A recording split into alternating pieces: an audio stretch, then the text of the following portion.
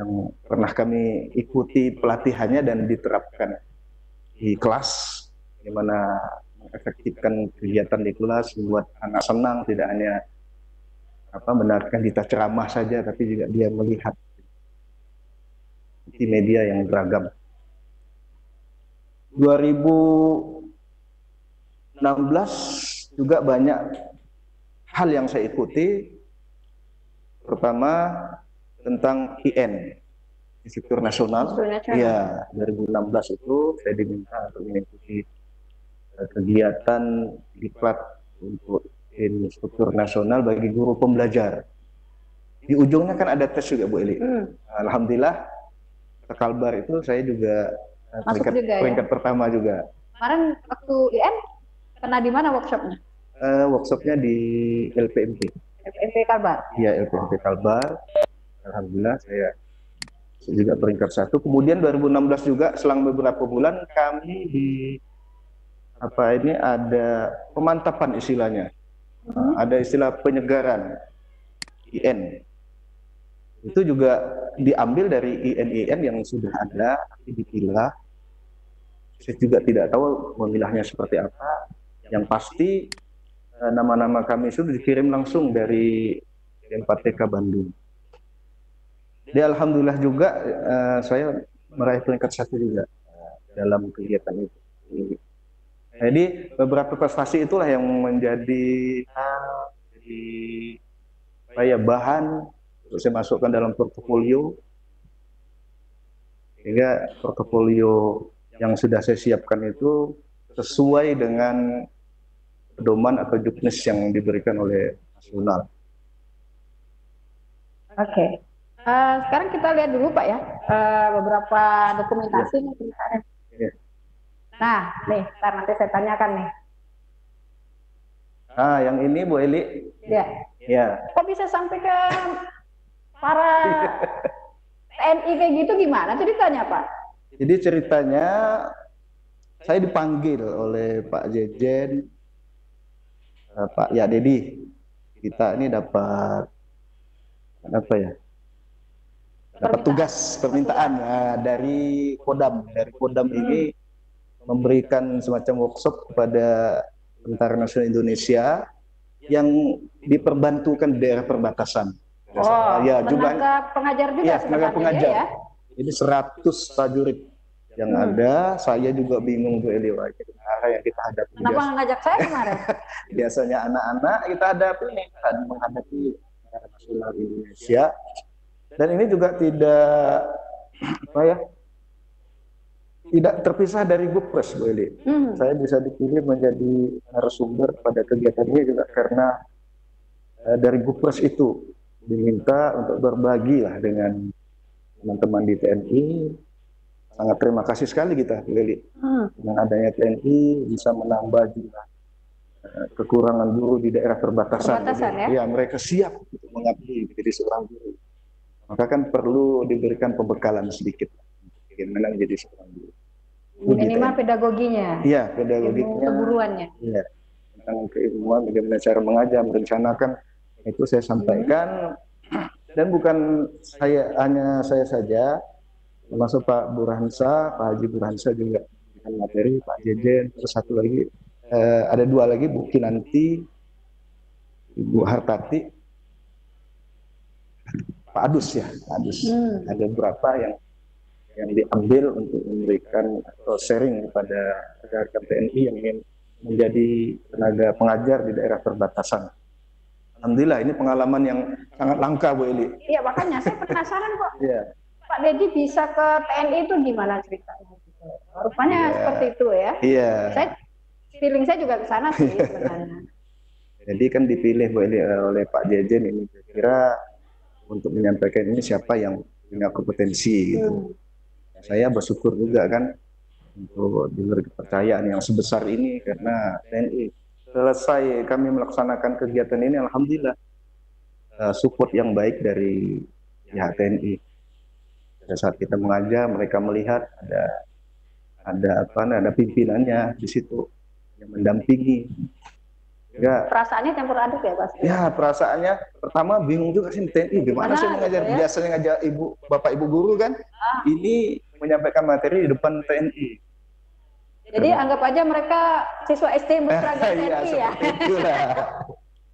Oke, baik Pak Dedi. Ini sudah bicara tentang di Indonesia nih. Sekarang sampai ke negeri Cina. Nah, itu dia. Iya, iya. Bisa sampai ke situ. Terus kalau reward sudahlah. Mungkin memang pemerintah Kota Pontianak itu memberikan apresiasi ya. Iya. Walaupun hanya Gupres, sebenarnya Nobel mau juga. Cuman nggak terbaca oleh Pak Wali ini. Siapa? Silakan Pak. Ya, terima kasih Bu Eli. Jadi memang saya pernah mendengar dari kecil sampai sekarang. Ada hadis mengatakan, walaupun itu dikatakan bukan hadis, hanya kata-kata mutiara, kata-kata motivasi bahwa tuntutlah ilmu sampai ke negeri Cina. Setelah saya kembali dari Mekah itu kan. Bentar, Pak. Ya. Nah, video kita sedang bermain. Nah, ini kegiatan di Cina ya, Pak ya? Ya, ini kegiatan di suatu event apa nih? Event pembuatan robot ini. Ya. STEM. Ya, STEM ini. Jadi kalau di Cina sana mulai dari TK sampai SMA ya sudah mempelajari tentang robot. Ada 200 sekolah yang sudah mereka bina. Jadi setelah ini ada bermain robot. Robot itu bisa berkomunikasi walaupun ada alatnya kan. Untuk dari segi bahasa, Pak? Ya, kalau dari segi bahasa mereka menyampaikan dengan bahasa Mandarin, tapi ada gayat itu yang negro itu menggunakan bahasa Inggris. Oh, bahasa Inggris, tapi tetap aja susah kayaknya. Ya, tetap agak susah.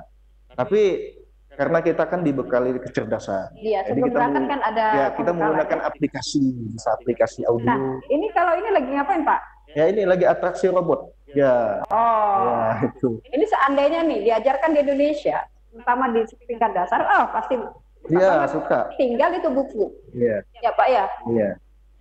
Memang kalau kita mau belajar di sana, tapi kan banyak mahasiswa kita Bu Eli yang sudah belajar di sana, sudah mempelajari robot ini, mungkin sudah juga diimplementasikan pada kegiatan-kegiatan robot yang telah dilakukan gitu kan. Mungkin juga asalnya dari sini. Dari situ. Iya. Saya lihat kan Lego ini Pak, model-model Lego ini kan. Iya. Ini itu dari besi juga itu. Iya, maksudnya strukturnya. Kalau besi ya bahan, ya kan? Iya, iya. Strukturnya mungkin kayak. Dia ada remote-nya itu, remote untuk memerintahkan.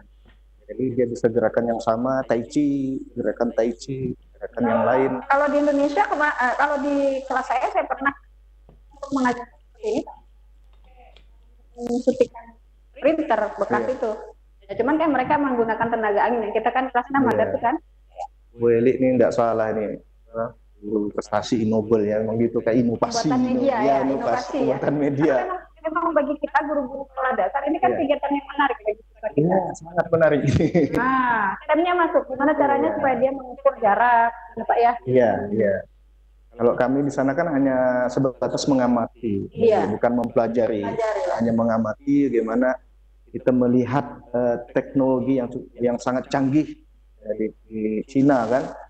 Mungkin ini untuk supaya kita punya wawasan, kita buat inovasi di sekolah. Nah, di ruang kelas atau di mana? Ini bukan di ruang kelas, memang dipamerkan gitu? Bukan, ini di tempatnya, di tempatnya ya? Kalau istilahnya kantor lah gitu, tempat pembuatan. Ada siswa yang datang nggak? Atau tidak ada, hanya kita saja sebagai kami saja, kamu saja. Apakah di sana Bapak mengunjungi kelas juga? Ya, ada videonya kan? Oh ya, iya. Setelah ini ada video di kelas itu, kelas sastra. Ya, kelas sastra. Oh, ini kan selain robot ini kan ada robot yang lain. Pada saat kita masuk itu robotnya udah mengucapkan, kalau kita di sini assalamualaikum, selamat pagi. Iya. Ada. Kalau mereka good morning. Iya, good morning. Nggak tahu ya. Hari nggak tahu gitu kan. Saya lihat jadi itu ada fotonya menulis Mandarin tadi. Iya. Ya, mungkin nanti setelah ini. Nah, Pak, seandainya nih ceritanya, kita bandingkan lah sistem guru kita mengajar kita nih ya, karena kita posisi kan guru nih. Tingkat dasar. Mungkin di sana juga tingkat dasar yang Bapak masuki atau level sampai ini SD, SMP, SMA sampai ke perguruan tinggi kan. Iya, semua dimasukin kan. Nah, bagaimana cara Bapak mengadaptasi gitu. Jadi mungkin bisa berbagi sama teman-teman guru yang ada di Kota Pontianak. Iya. Ada apa ya kemarin ya? Mungkin ada pertunjukan dari gurunya ketika sedang mengajar. Nah, apa yang bisa Bapak ambil dari situ? Bisa kita ajarkan di. Sebelum kami mengunjungi sekolah yang menjadikan model, kepala sekolahnya itu memberikan materi dulu di tempat kami di CUMT, memberikan apa yang dilaksanakan, program apa yang dilaksanakan, strategi apa yang digunakan oleh mereka. Jadi strateginya tidak banyak, metode yang digunakan mereka sebenarnya sudah familiar di kita, sudah biasa kita gunakan, yaitu inquiry dan PBL. Wah, ini ya, sebenarnya sudah pernah ya. Ini berbasis masalah itu, penting kan? Itu sudah kita laksanakan. Tapi kalau mereka itu didukung dengan alat yang canggih, layarnya sudah digital, sudah menggunakan layar digital. Layar sentuh. Ya, sudah layar sentuh. Oh. Sudah ada papan tulisnya. Iya, papan tulisnya, sudah ada programnya di situ. Jadi guru mengajar tidak cuap-cuap lagi, tidak banyak ceramah, tinggal tekan tombol, yang melaksanakan kegiatan pembelajaran itu siswa langsung. Jadi kalau di Indonesia siswa bawa HP aja sudah kena razia ya? Iya, sudah kena razia. Padahal harusnya itu dipakai. Iya, tapi di sana kan mereka HP-nya dititip. Kalau mahasiswa mereka di sana itu tidak membawa HP di kelas, HP-nya disimpan di depan kelas, ada ini tempatnya. Di depan kelas ada tempat. Menyimpan HP, iya. Jadi tidak dibawa di kelas karena mereka sudah melengkapi kegiatan pembelajaran dengan teknologi yang canggih untuk tingkat SD. Nah, ini menulis kaligrafi. Kami diajarkan bagaimana untuk membuat kaligrafi Cina menggunakan kanvas yang tidak ada tintanya. Tiba-tiba dicelupkan, ada itunya, tintanya. Itu kan alat tulis lama yang. Iya, alat tulis lama. Kalau kita yang baru melihat kan, kok bisa ini, maka banyak teman-teman yang membeli walaupun kita diberikan juga, diberikan 2. Itu kaligrafi atau tulisan Cina, Pak? Kaligrafi Cina. Kaligrafi Cina. Iya, kaligrafi itu kan tulisan indah. Iya, tulisan indah. Cina bisa, yang Arab juga. Alhamdulillah, beberapa coretan-coretan kami bisa membuat walaupun bentuknya beda dengan. Kamu mau tulis apa ceritanya? Saya lupa juga apa yang saya tulis itu. Kirain nama Bapak di situ itu. Ya, abadikan di situ. Iya. Nama istri atau nama siapa itu saya tulis. Bapak. Yuk, siap. Oke. Kembali lagi ke sistem pendidikan ya, Pak, ceritanya. Nah, jadi sistem pendidikan di Cina itu sebenarnya tidak jauh berbeda dengan kita. Hanya mereka itu yang seperti didengungkan oleh menteri kita sekarang itu sudah tepat. Seperti itulah mereka. Memberikan kebebasan sepenuhnya kepada guru untuk mengatur. Tidak diatur di batas ambang kurikulum saja. Mereka bisa mengembangkan sendiri dalam kegiatan pembelajaran, tidak dibatasi.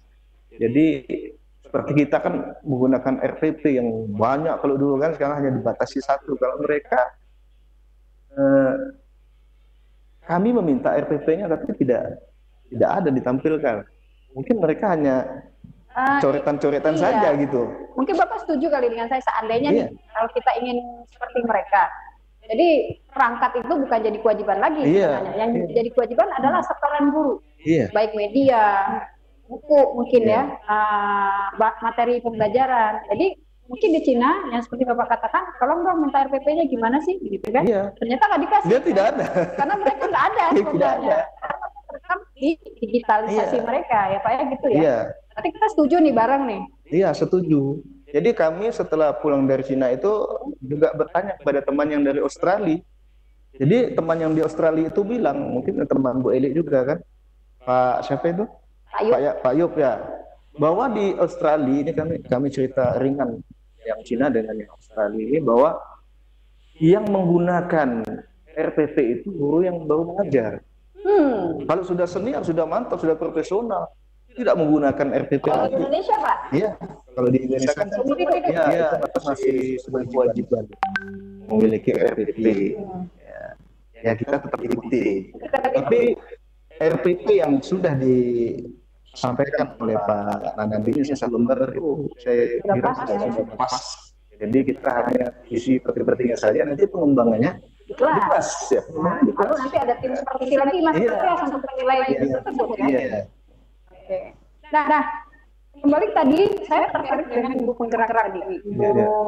Guru penggerak, terus yang menggerakkan guru tunai dan siswa ya, untuk lebih konsen kepada materi pembelajaran dengan jalur yang berbeda atau cara yang berbeda. Baik, sebelum Pak Dedi menjawab, kembali pada teman-teman saya yang satu. Nampak ya?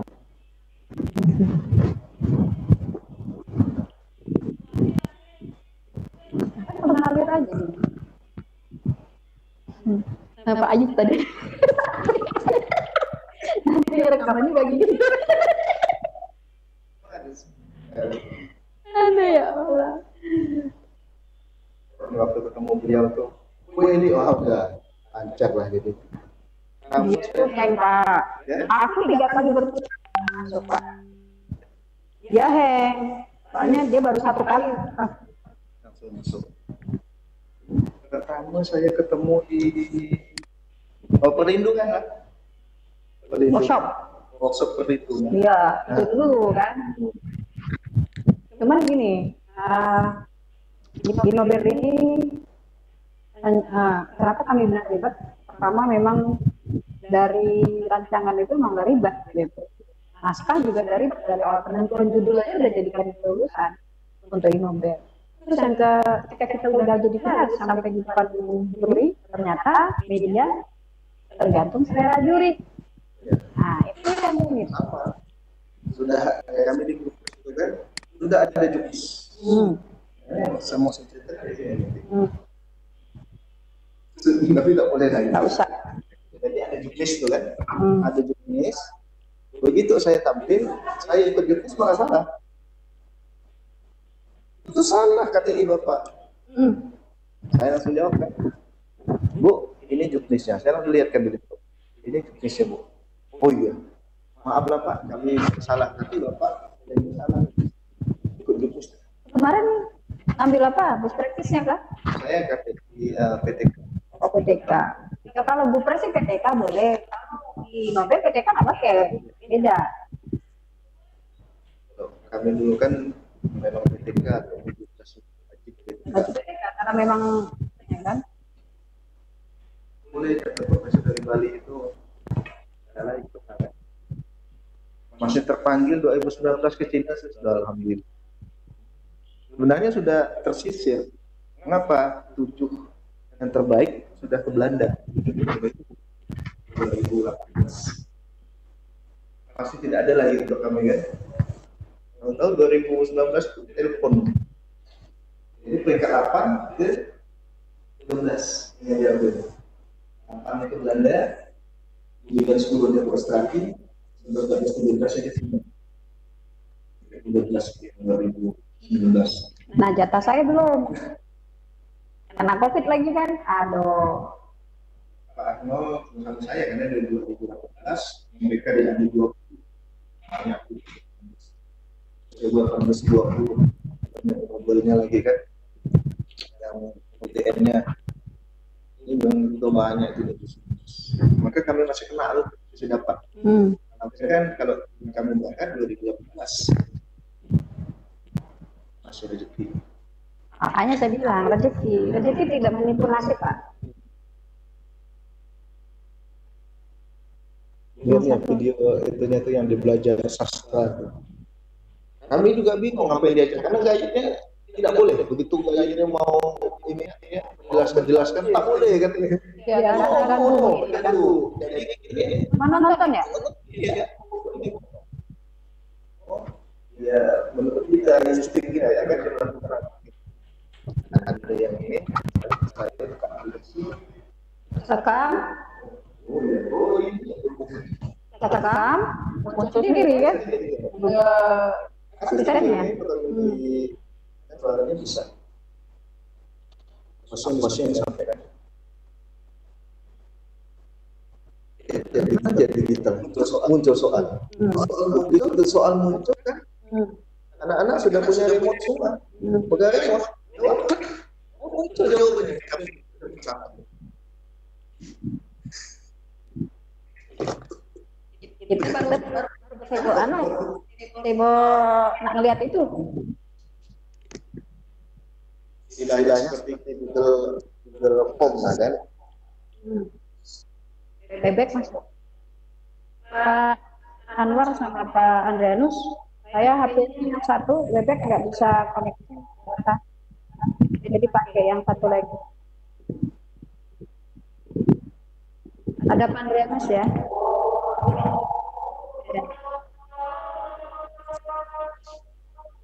Harun lagi video lagi nya kah? Satu ya? Oh, ngirim satu ke? 2 video yang di kelas sastra. Ada jelasin. Gambarnya.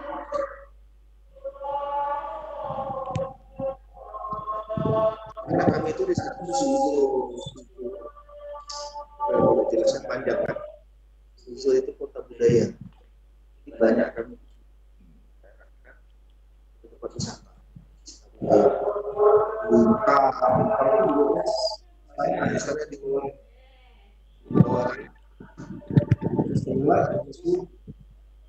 museum pakaian adatnya, pakaian perang, museum kuda itu di danau, begitu cerita banyak Australia, cerita banyak. Kami cerita wisata. Mantap lah ya. Enak lagi. Belajar ya kan. Belajarnya pun yang betul-betul belajar itu kan itu kaligrafi, belajar bahasa Mandarin yang untuk pasaran gitu kan. Belajar itu. Yang lainnya kita hanya mengamati di mereka mengajar di medianya. Kalau di Belanda itu sampai buat ya. Betul-betul STEM.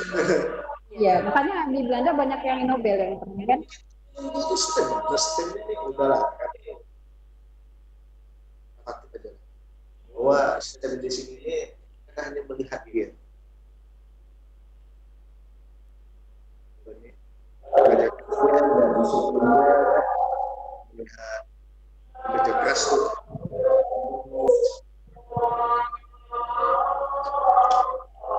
Apa lagi ya? Si masyarakat. Jadi kita melihat itu aja Bu ini.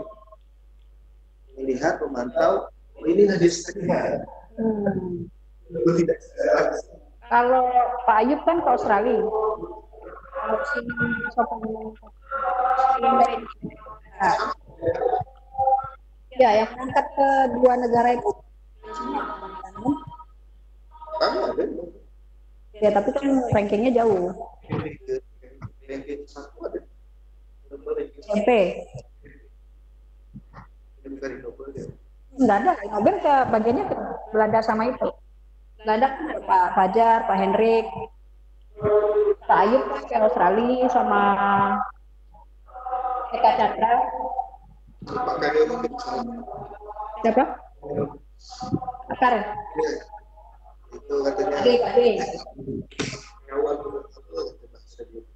Apa tuh?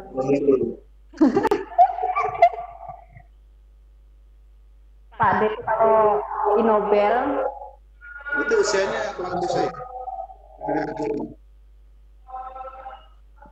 aku panggil Pak Ade tak boleh Mas. Pak Ade kecelakaan loh. Ya kan sebelum tugas itu kan Iya, suami istri kan dia berdua juga.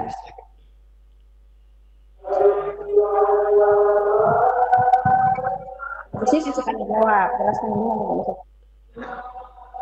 Satu pertanyaan saya lagi tadi belum saya suka jawab. Pak Anwar siap-siap ya pertanyaan ya.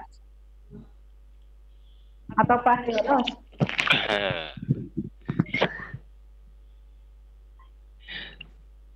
Banyak apa kira-kira ya?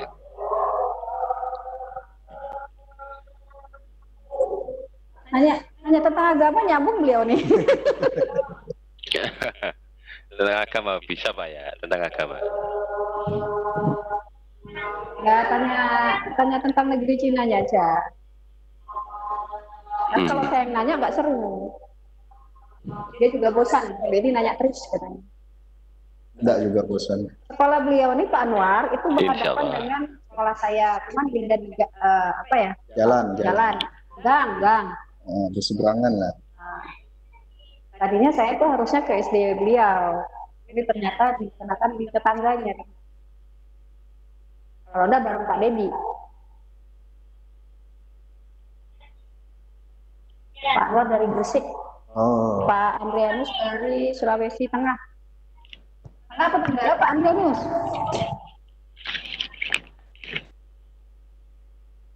Tumben nggak dinampain loh. Oh ini hanya WhatsApp saja ya? Bebek sini. Ya, halo. Ya. Masuk ini. Ya Pak Andrianus. Ya, halo. Pakai kacamata hitam atau enggak? Ya, halo. Gimana? Nah, any question for us here? Iya, kamera saya bermasalah ini, kamera video. Agak. Ya, pas pakai kamera lah, saya membayangi Bapak pakai kacamata saja. Iya. Jadi saya laptop yang ini agak bermasalah kameranya. Yang satu saya tidak buka di bagian belakang. HP-nya mana? Oke. Sudah sesi berapa ini? Sesi 2. Sesi 3 mau tanya jawab Pak. Aduh, masalahnya tadi sudah setengah jam lebih saya tunggu-tunggu tidak bisa masuk. Kenapa? Nggak dibukain pintu sama Nggak Pak Anwar? dibukain pintu sama host itu. Iya, Bu Eli Badri, itu memang dari sistemnya itu, Pak Adrianus. Otomatis seingat saya informasinya barusan masuk ketika buka Webex yang waktu itu 2 minggu lalu itu akan dimatikan otomatis 20 menit. Enggak. Setelah acara dimulai. Enggak, di Webex saya tidak begitu. Kita bisa setel Pak Anwar. Setel aja. Kita bisa setel Pak Anwar, nggak perlu dihidupkan kuncinya, itu di unlock gitu. Webex saya pakai 3 jam tidak pernah. Ya. Ada setelannya itu Pak. Karena belum pernah saya rubah, kok berubah sendiri gitu loh. Di sebelah mana ya? Pernah dipakai orang nggak kemarin? Enggak. Kalau untuk Itu webnya Webex ada info gitu. Hah? Webex Anda akan. Nah itu dia kan, hari nggak bisa nengok juga kan, nggak bisa. Saya tak cari ya. Iya kan, kalau Pak Anwar yang megang host dia bisa lihat. Kalau Femix yang nengok ada. Kalau pas lagi nengok ya nengok lah, kalau enggak ya enggak. Kalau lagi mulai kan nggak bisa klik-klik. Ya nanti dicoba dulu Mas Anwar untuk ini settingan apa namanya? Settingan Webex-nya itu dari minggu lalu saya juga kesulitannya di situ. Hari ini nggak ada perekaman ya Pak Andreas, kita mengharapkan dari tim editingnya saja untuk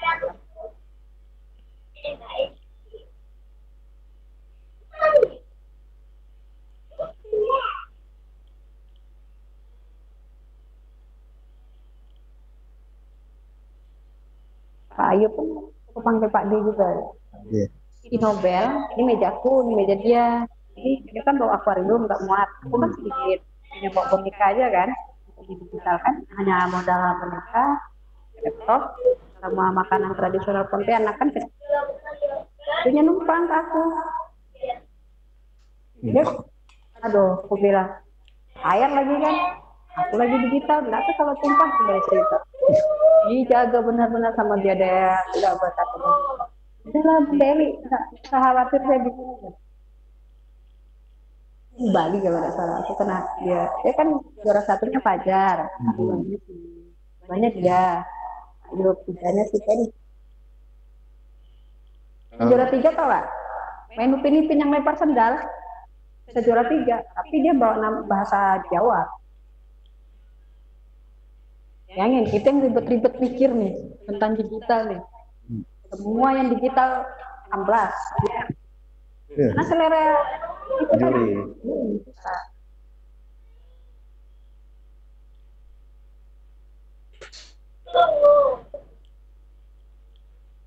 Masih lama ke tuh? Tidak terasa deh habis ini.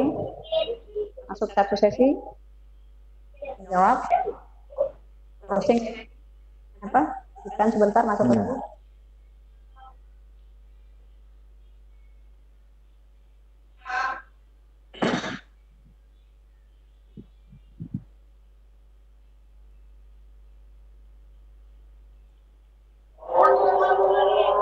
Lepaskan komat dulu.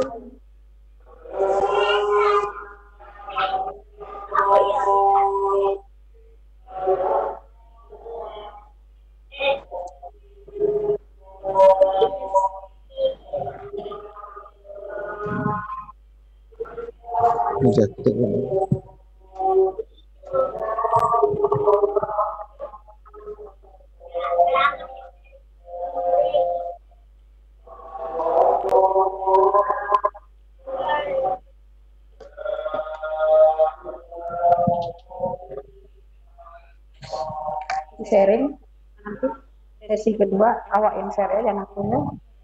Oke. Sharing pendidikan kata punya.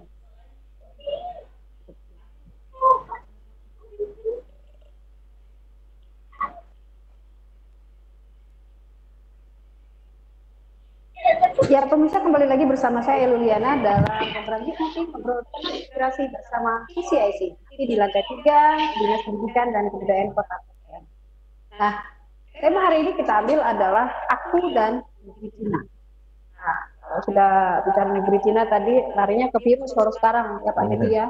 Tapi tidak, kami di sini membatasi bukan bicara tentang virus COVID-19. Sedikit refreshing, kita bicara tentang sistem pendidikan dan bagaimana guru-guru di sana mengajar siswanya, terutama yang tingkat dasar karena Pak Dedi berasal dari pendidikan dasar. Nah, kita kembali lagi ke Pak Dedi. Pak, kalau tadi saya katakan bahwa ketika Bapak melihat guru-guru di sana mengajar, ya dari mapel apa saja, nah diterapkan di Pontianak. Tadi kan cocoknya yang PBL ya, dengan inquiry. Nah, menurut pandangan Bapak nih ceritanya, kalau Bapak mungkin diadaptasikan lah ya. Tapi kalau beberapa guru di sekitar Bapak, apakah pernah Bapak mencoba untuk melakukan hal yang sama, menjelaskan atau memberikan pengarahan, akhirnya diikuti? Untuk PBL itu kan program based learning, jadi pembelajaran berbasis masalah. Kalau di sekolah, kami kan biasa ada forum juga, forum hanya Jawa, forum sharing antara teman kan, walaupun tidak formal, dari cerita-cerita kita menyampaikan bahwa di sekolah kita ini tentunya penuh masalah, termasuk kita. Manusia ini penuh dengan masalah. Jadi dengan masalah itu kita gali. Jadi satu medium untuk memberikan pembelajaran yang menarik, menantang siswa dengan masalah ini, bagaimana siswa untuk menyelesaikannya, mencari solusi dari masalah tersebut. Jadi untuk PBL ini sudah saya terapkan sebelum berangkat ke negeri Cina. Jadi untuk KTI yang saya gunakan dalam lomba Gupres itu adalah tentang strategi pembelajaran berbasis masalah. Jadi sama. Begitu saya ke negeri Cina, oh ini sama nih, pernah kita lakukan gitu, pernah kita laksanakan.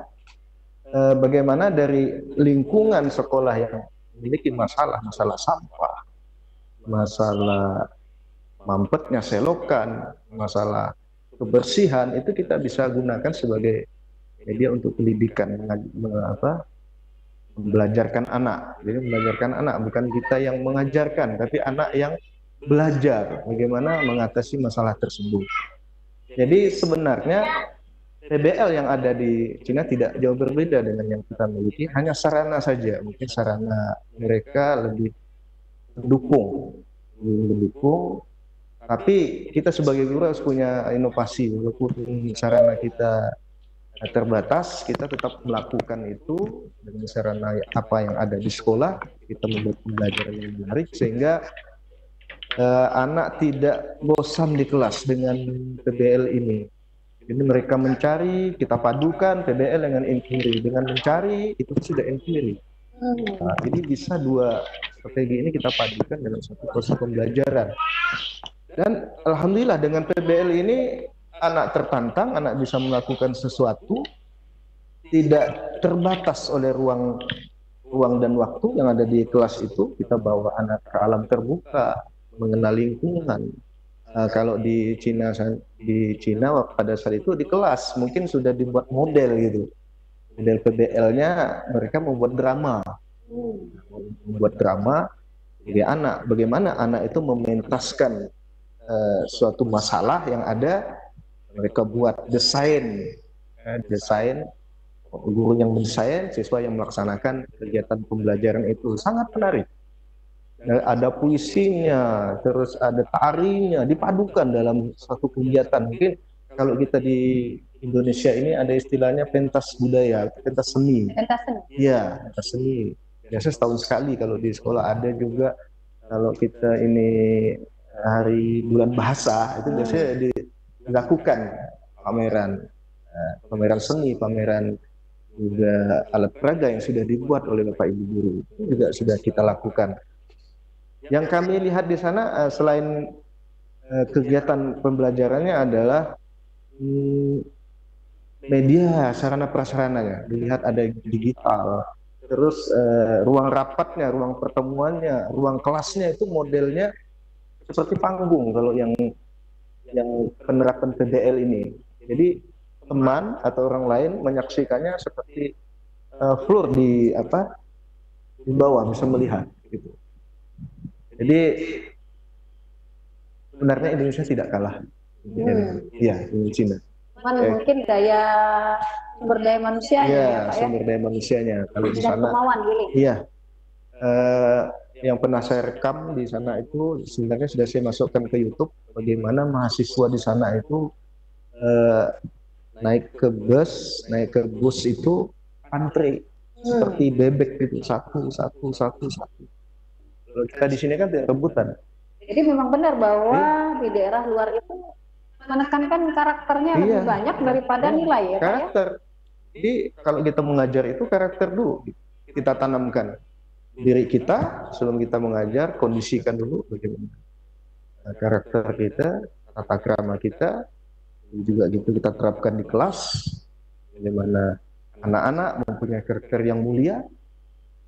Itu yang akan membawa pada kehidupan dia nanti. Iya, berarti dari guru tadi beberapa minggu lalu kan ada narasumber yang mengatakan bahwa jika seorang guru sudah berpikir positif, maka karakter dan sikap serta hasil yang kita harapkan itu juga akan menjadi positif ya Pak ya. Iya. Jadi kalau masuk ke ruang kelas, wajah, mimik, gestur semua kan dikondisikan selayaknya kita mengajar pada siswa. Bukan mengajar benda gitu kan. Oke, baik Pak Dedi, kita menunggu sesi tanya jawab nih, segmentasi sesi tanya jawab. Kami persilakan teman-teman yang ada di room Webex untuk bertanya, dan yang ada di luar Webex itu bisa masuk ke nomor WA saya 081345919091. Ya, kami persilakan ambil menunggu. Kemarin Bu Pres sama teman saya yang Inobel ya, Pak Ayub. Berarti berapa negara yang didatangi untuk reward semua guru prestasi? Kalau yang dari kami kemarin itu tim Inobel, OGN dan Bu Pres itu 3 negara. 3 negara, Belanda, banyak berapa ya, 25, terus Cina 50. Orang? Kalau kami kemarin 50, Cina paling banyak. Cina paling banyak. Di Cina 50, Australia 25, Belanda 25. Itu yang untuk yang dari Cesar Lindung. Memang ada juga di negara yang lain, di Korea, di Jepang, Malaysia itu dari P4TK, PS ada, juga ke Cina sama-sama kami. Itu yang SD sama SMP jadi satu ya? Iya, SD, SMP Dikdas. Dikdas jadi satu. Ya, baik rekan-rekan guru yang ingin mengikuti kegiatan Dikdas tingkat nasional maupun kecamatan, itu harus wajib punya akun di Cesar Lindung Dikdas ya. Ya itu dulu sekarang. Seperti saya di Nobel itu harus punya.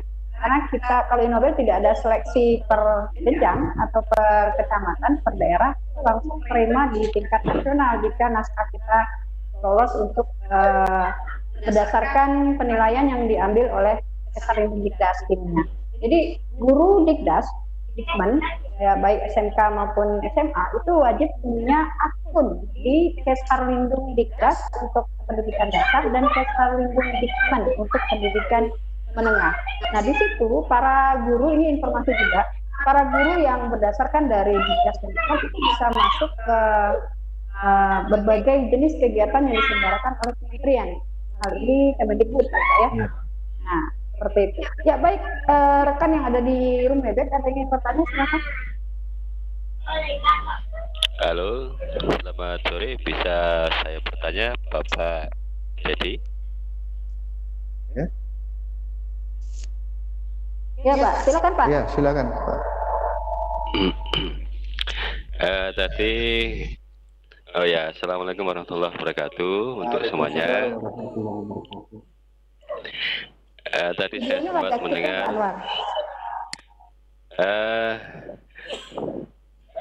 video ya.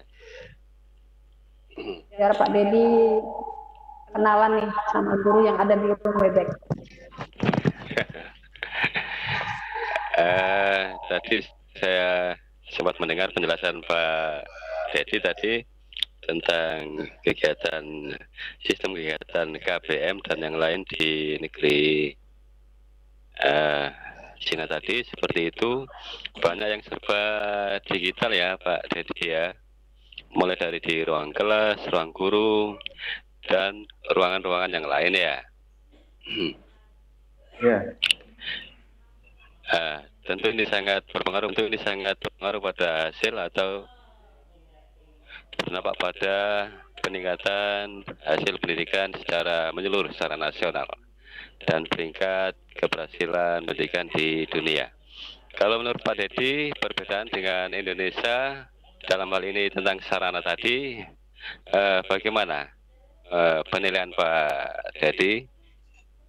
Tingkat perbedaannya gimana? Terus ke depannya kira-kira harusnya bagaimana? Pemerintah kita atau stakeholder yang lain? Terima kasih Pak Dedi ya. Belum kenalan Bapak. Bapak belum kenalan. Oh ya Allah, lupa, maaf. Saya S. Anwar dari Gresik, Jawa Timur Pak Dedi. Salam kenal dari saya. Salam kenal Pak Anwar. Gresik, Jawa Timur.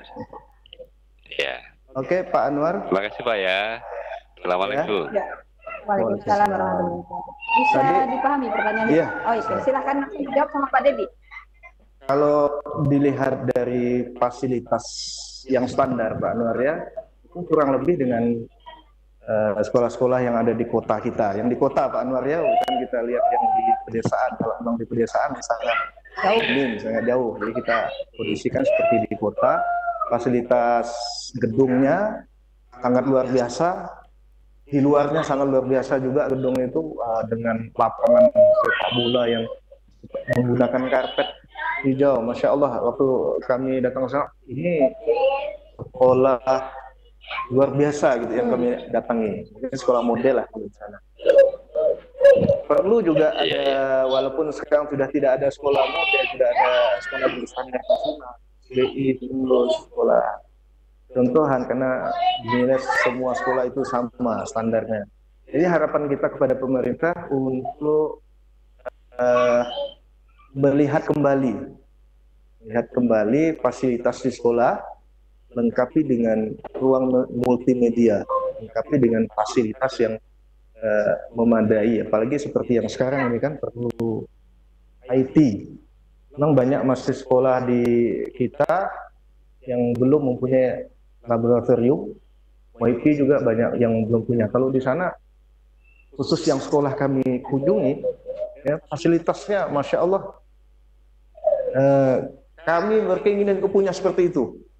Bayangkan Pak Anwar, kalau di universitasnya itu ada digital itu kalau mengajar matematika, membuat segitiga itu tinggal ditulis saja, sebenarnya segitiga muncul segitiganya. lulus studi 4 muncul studi 4.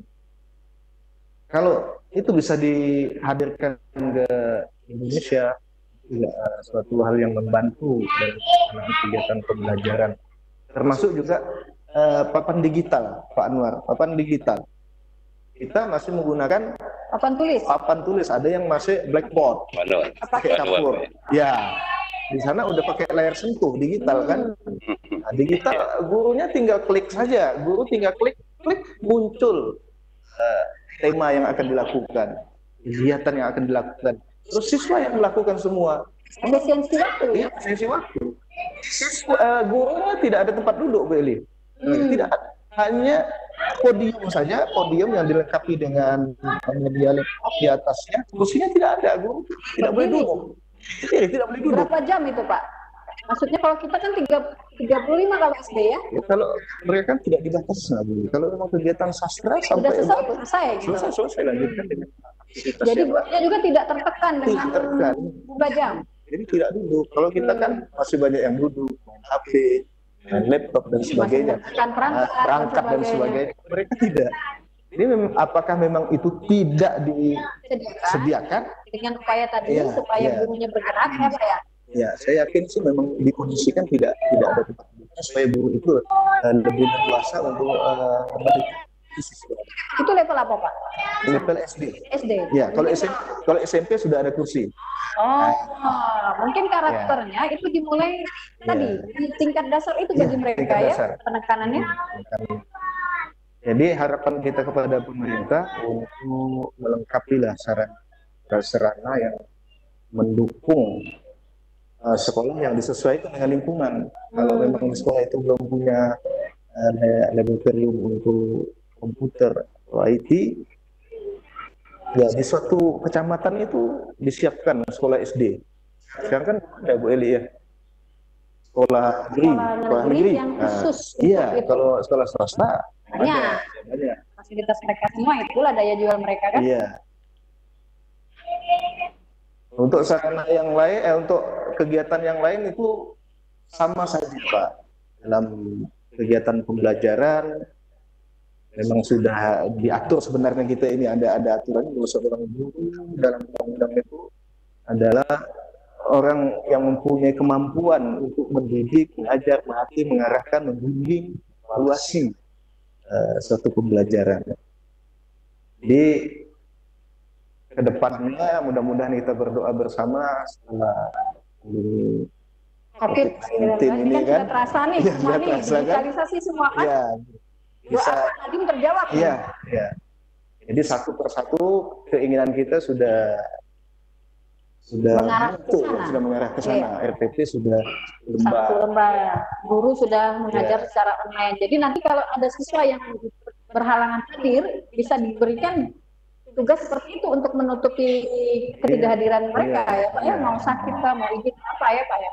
Jadi kami itu Pak Anwar tidak hanya di SD, SMP, SMA dan mahasiswa, memang beda-beda perlakuannya. Kalau di SMA itu mereka belajar sudah telekonferensi, satu ruang, satu guru untuk 3 sekolah. 3 sekolah. Oke, baik Pak Dedi, jangan dilanjutkan dulu untuk yang SMA SMK, karena Pak Anwar ini kayaknya dari SMK, nanti kita bisa nantikan setelah break yang satu. Iya. Oke. Nah, ditunggu ya Pak Anwar ya, yang SMK SMA ya. Oke. Itu ada Nita kayaknya. Iya, benar.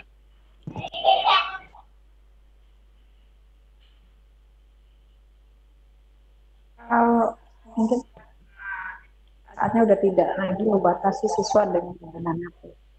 Boleh mereka bawa, tapi kebijakan ada di tangan guru masing-masing. Saya kemarin sudah mulai itu. Makanya kita setting pembelajaran untuk besok tuh belajar tentang apa. Kalau memang mau memerlukan HP, kita suruh bawa. Nah, itu dia. Supaya aman. Setelah selesai simpan kepada kita. Hilang kembalikan. Ya. Jadi mereka nggak sempat. Itu lebih aman. Karena itu bisa sih dikondisikan, karena Pak Kadis kemarin kan juga ngomong tidak ada pelarangan dari kami, dari pendidikan kata untuk kebijakan seperti itu adalah guru yang melakukan. Saya sudah menerapkan itu, Beli. Cuman kadang kita terbentur dengan kebijakan kepala sekolah. Nah, sakit ininya kan.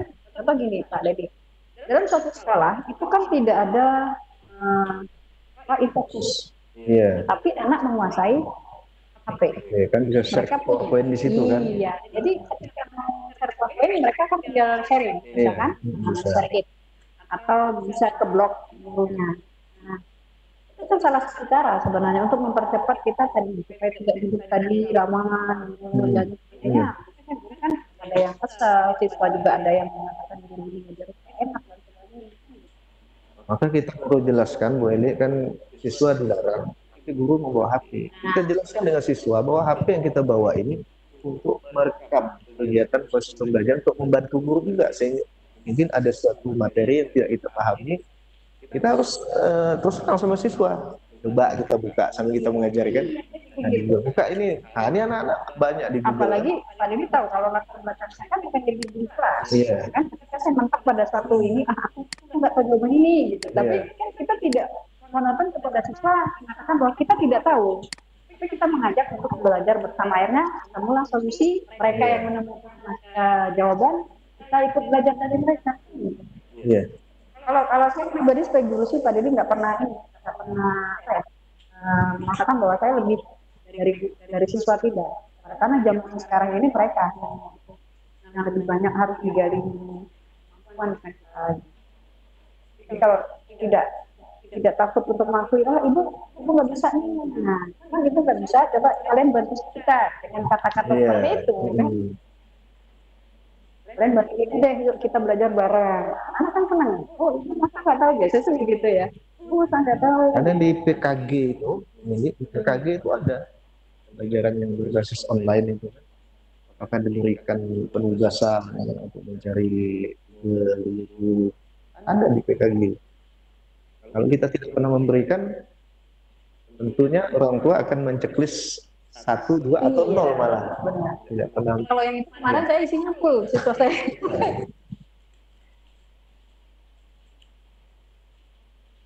Jadi memang perlu kita ini evaluasi dari orang lain. Betul. Nah, jadi yang menilai kita ini bukan pribadi kita, tapi orang lain. Orang lain, betul. Jadi nanti tidak juga hanya dari sekadar kepala sekolah ataupun pengawas.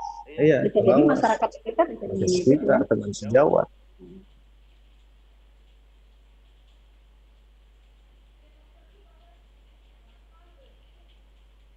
Maka PKG yang 360 derajat ini kan ada penilaian teman sejawat, ada penilaian peserta didik, penilaian orang tua, dan kepala sekolah.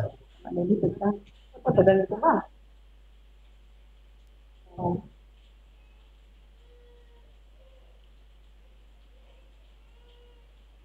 Tahu aku pakai ini, teman Dino itu bilang itu just 2015 ya.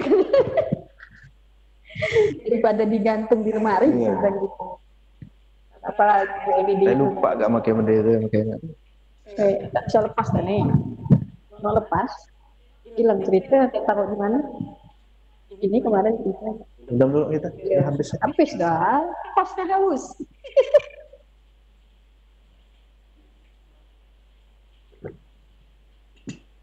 Perut orang miskin. Kalau di dengar nggak Pak Nur ya? Dengar, harus belajar tuh, harus belajar. Sambil ini Pak Nur ya, sering di Cina itu, kalau kami ini kan di sana kebanyakan dibawa ke daerah wisata Pak Nur. Daerah wisata, artinya pendidikan di sana itu sangat mengistimewakan nilai budaya. Sangat mengistimewakan nilai budaya. Yang punya nilai-nilai sejarah seperti makam, istana, museum, sebagainya, sehingga peserta didik di sana itu rasa cinta tanah airnya sangat tinggi dengan mencintai sejarah-sejarah mereka. Ini yang perlu kita tanamkan Pak Anwar di Indonesia, di tempat kita. Sebenarnya untuk namanya apa ya, kalau bahasanya itu field trip, nah itu bahasanya kunjungan ke tempat bersejarah. Kalau di tempat kami kan di sini ada Tugu Katulistiwa, ada keraton, mungkin di Gresik juga banyak, Anwar ya. Dan mungkin sudah juga sering dilakukan oleh para guru. Hanya perlu disampaikan kepada siswa bahwa kita tadabbur alam ini, nilai-nilai sejarah yang ada di Indonesia perlu dikenalkan. Untuk apa? Untuk menanamkan konsep cinta tanah air, patriotisme, terus juga mencintai, menghargai jasa-jasa orang terlebih dahulu yang terdahulu. Itu yang diterapkan di sana. Kalau di sana kan nenek moyang gitu istilahnya Pak Anwar ya. Iya. Ya, leluhur, agungkan leluhurnya. Kalau kita menghargai gitu, hargai orang-orang terdahulu yang memiliki perjuangan baik di pendidikan maupun ya untuk negara kita. Jangan ditanya banyak Pak Anwar tuh, nanti dia nggak dengar jawaban yang tadi. Oh, iya. Ya.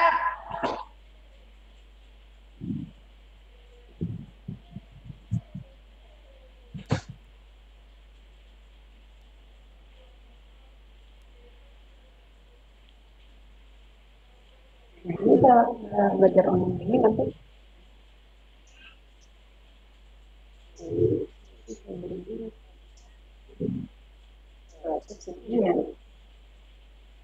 alam kabut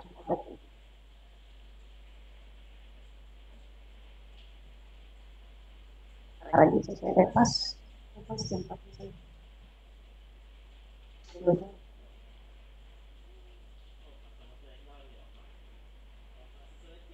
Jangan kau semunta nanti.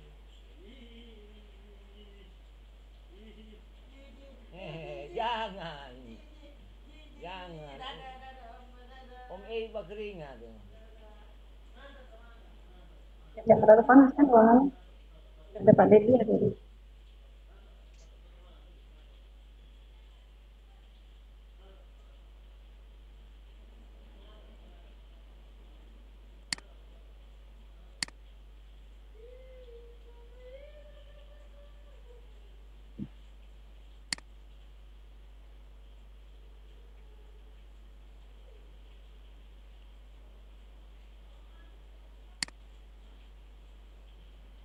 Pak Kadis sudah ya. Nanti dia harus rutin engagement acara macam.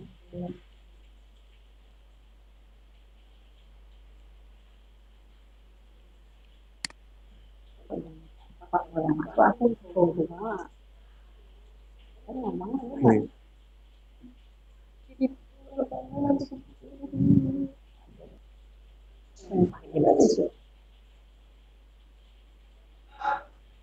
Ya. Apa? 1 menit.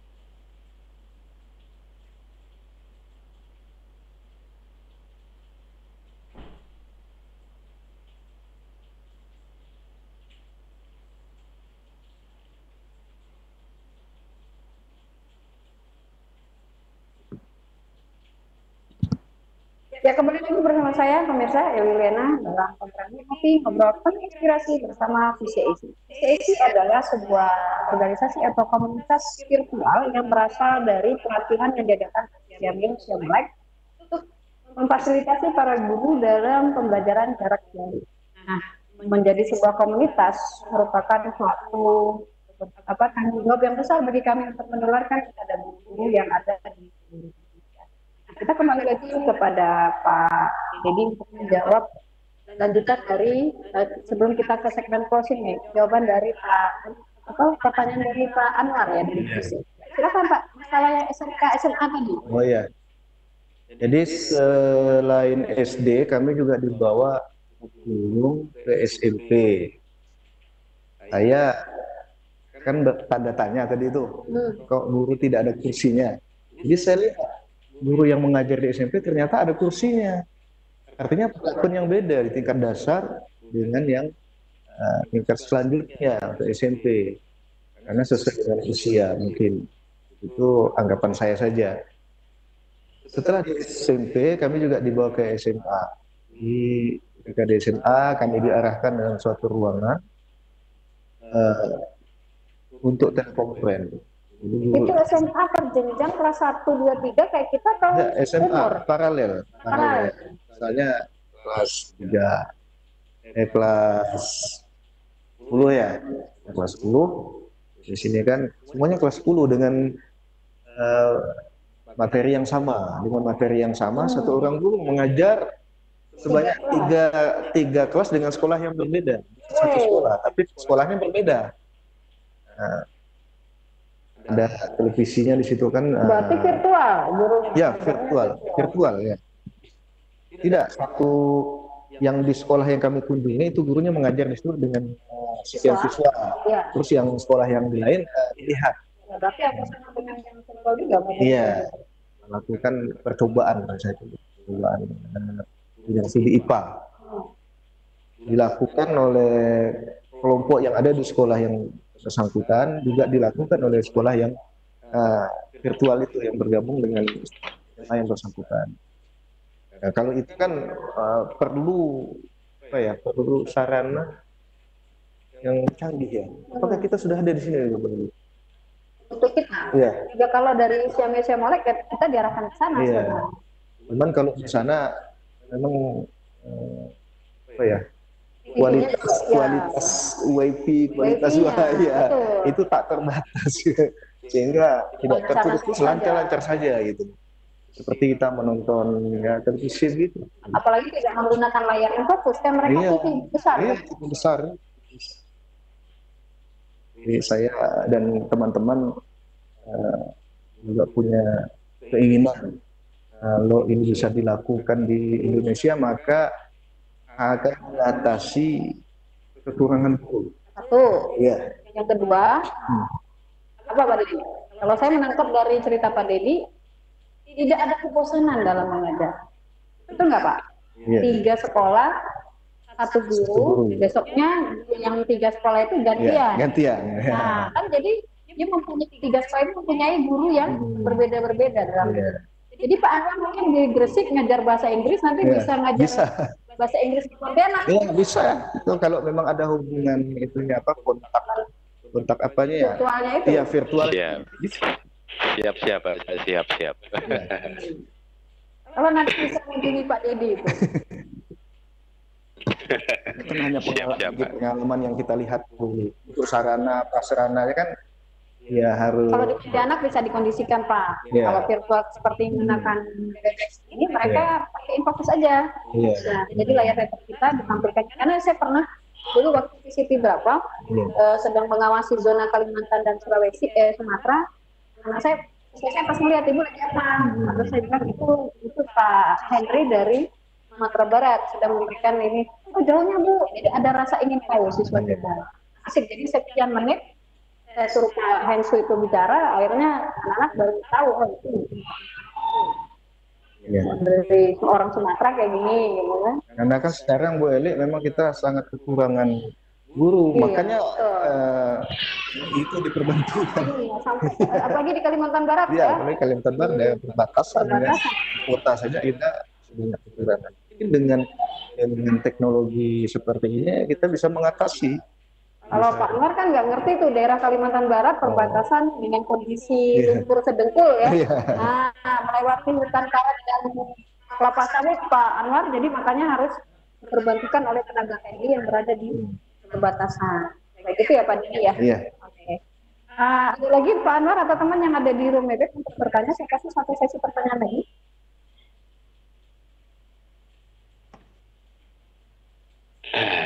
Yang tentang SMK tadi Pak Dedi, barangkali bisa dijelaskan sedikit. Tidak kami tunggu. SMK tidak tentang sistem. Oke ya. Kalau sistem kita tidak sampai ke situ Pak, kami hanya melihat saja tampilannya tadi telekomperennya itu virtual itu, jadi tidak sampai kita bertanya sistem pendidikan SMA itu seperti apa. Kami hanya fokus di SD. Mungkin teman-teman yang dari SMP bertanya fokus di SMP juga kali, seperti itu. Kalau saya menangkap Anwar dari penjelasan Pak Dedi, mungkin SMA dan SMK mungkin di sana bukan SMK namanya, ada mungkin sekolah khusus sendiri ya, kan di asrama kan? Ya, ada yang asrama itu bisa sampai menginap di situ, ada juga yang selesainya sampai pukul 10 malam, ada yang beda dengan yang kalau di luar negeri kan vocational school ya Pak Anwar ya. Kalau general school beda lagi. Mungkin kalau saya lihat sistemnya, mungkin sistem pengajaran mungkin sama. Iya, sama. Ada lagi Pak Anwar atau teman-teman yang lain? Oh ya Pak Dedi, buku. Saya kemarin ada dengar Pak Dedi menulis sebuah buku tentang perjalanan hidup menjadi seorang depresi. Iya. Buku. Kalian untuk para guru kota Pontianak nih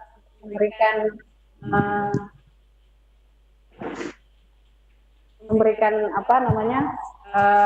saran dan harapan kepada teman-teman guru yang ada di kota Pontianak. Mungkin Pak Dedi bisa menunjukkan bukunya. Dia lupa taruh di atas.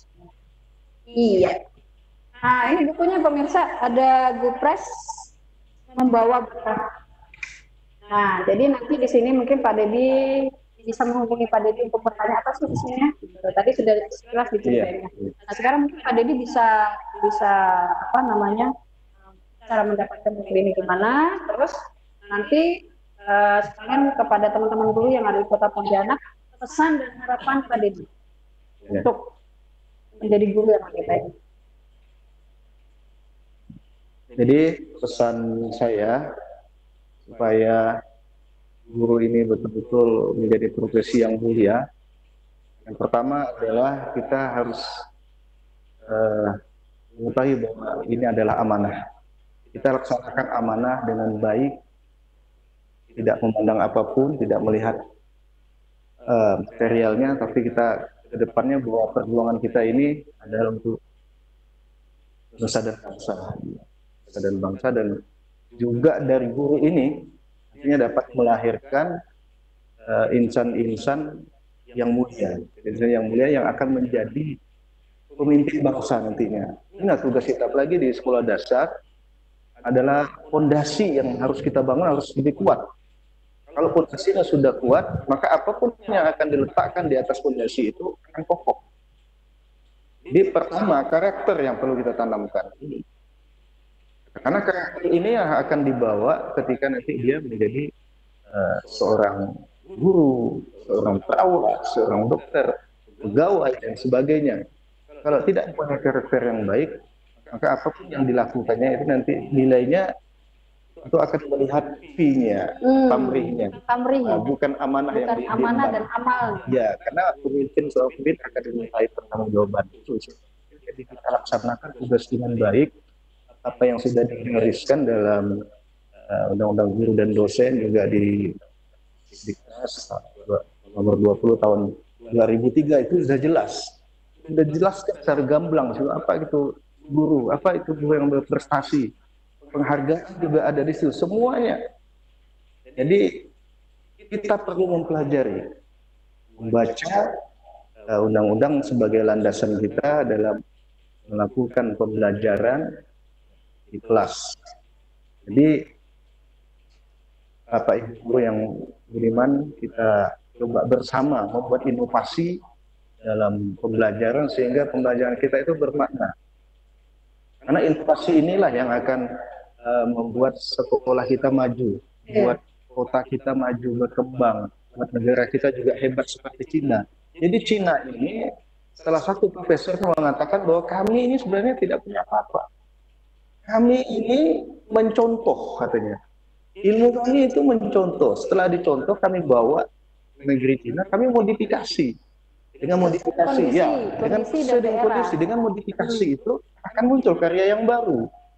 Nah, jadilah di sana itu punya teknologi yang canggih. Sebenarnya mereka meniru juga. Jadi hal-hal yang baik perlu kita tiru. Jadi janganlah kita menjadi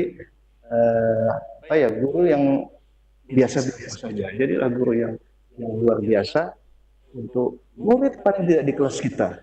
Jadikan bahwa kita ini adalah seorang figur yang menjadi contoh, menjadi kebanggaan para murid. Saya ingin seperti ibu itu, saya ingin seperti bapak itu. Bapak itu pakaiannya rapi, pakaiannya ramah, sopan, dan ada yang dicontoh gitu. Nah, setelah karakter kita bangun, siswa sudah manut, sudah ikut, maka ketika kita memberikan pembelajaran, mereka senang. Dengan senang ini, apapun yang kita sampaikan mudah diserap, dan lama. Dalam alam pikiran anak-anak akan lama ketika dia senang. Tapi kalau tertekan, sebentar saja, sekian detik sudah hilang lagi. Ya, baik pemirsa ETV, kita sudah mendengarkan banyak cerita tentang Pak Dedi. Kalau kita teruskan ini tidak cukup untuk 1 sampai 4 segmen ya. Jadi mungkin bisa lebih dari beberapa jam ya Pak Dedi ya. Jadi nanti mungkin selanjutnya mungkin bisa ke kontak nomor beliau Pak Dedi. Kalau mau ingin bertanya tentang buku atau apa, Pak Dedi tadi belum memberikan. Oh ya, nomor WA ya. Ya. Nomor WA saya 08 21 59 45 4975. Saya ulangi, 821 5945 4975. Iya, so nanti mungkin bisa ke RTV ya. Iya. Untuk informasi. Baik pemirsa ETV, kita sudah ada di penghujung acara dan hari ini kita mendapat banyak sekali informasi dari seorang guru berprestasi tingkat nasional yang berjuang awal dari tenaga honorer, guru honorer yang akhirnya mencapai menjadi seorang pegawai negeri di jajaran Dinas Pendidikan Kota Pontianak dan membuahkan reward yang begitu besar. Salah satunya tadi adalah pemberian dan dari pemerintah kota. Nah, reward ini bagi kami semua, guru berprestasi adalah rezeki yang tidak bisa kami tolak tanpa karya mengikuti rezekinya Pak. Kalau Inobel seperti itu. Nah, kalau Gupres mungkin sama ya. Rezeki karena karya. Ya. Nah, makanya guru mulia karena karya. Anak-anakku sekalian, para siswa guru yang sedang mengajarkan pembelajaran secara online di rumah, tetap tekankan kepada siswa untuk tidak keluar dalam kondisi apapun dan cuci tangan kalau memang terpaksa keluar untuk kembali ke dalam rumah, karena COVID-19 ini merupakan virus yang sangat mematikan dan bisa mengakibatkan korban jiwa. Nah, sekali lagi kami dari FTV program ini ngobrol penuh inspirasi bersama Sisi Usi mengucapkan terima kasih atas perhatian dan kerjasamanya, terutama kepada tim virtual yang ada di rumah Dex. Kita kembali lagi minggu depan dalam tema yang lebih menarik. Assalamualaikum warahmatullahi wabarakatuh. Waalaikumsalam.